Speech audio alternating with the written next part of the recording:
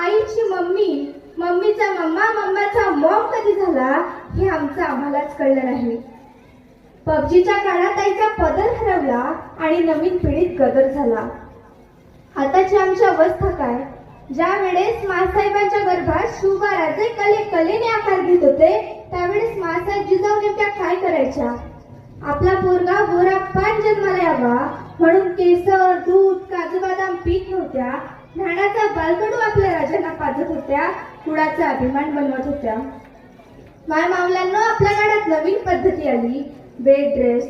सासूर वाशिन 1-2 महिने काम करते पण एकदा माहेरी गेली की बेड रेस्ट आणि सोबतीला नचबलिये, खुलता कडी फुले ना अग्निक शिका, तुझ्यात जीव रंगलाय माझ्या नवऱ्याची बायको. आणि मुलगा मुलगी जन्माला आली की आपल्या मुलीचा आयडॉल जिजाऊ सावित्री रमाई नाही तर देवयानी सोनाक्षी आणि मुलाचा आयडॉल छत्रपती शिवाजी महाराज, महात्मा फुले, डॉक्टर बाबासाहेब आंबेडकर नाही तर सलमान, शाहरुख, शहीद कपूर. आमची संस्कृती काय, आमची अस्मिता काय, आमची जबाबदारी काय आणि आमचा वारसा काय? कोण्या मौतीनं मारतोय आम्ही? महाराष्ट्रातल्या पोरांनी मरावं पण मरण्यालाही सलाम ठोकला जावा अशा मौतीनं मरावं. आपल्या पोरांना सांगा, आमच्या महाराष्ट्राचा इतिहास कोण्या ऐरा गैरानं लुंग्या सुंग्यानं लिहिलेला नाही. आपल्या महाराष्ट्राचा इतिहास लिहिलाय शाहिरांच्या टफानी, घोड्यांच्या टाफानी, तलवारीच्या खणखणाटानं, ढगांच्या गडगडाटानं, डोंगरांच्या हिरव्या पिवळ्या शालीनं आणि सह्याद्रीच्या ढालीनं.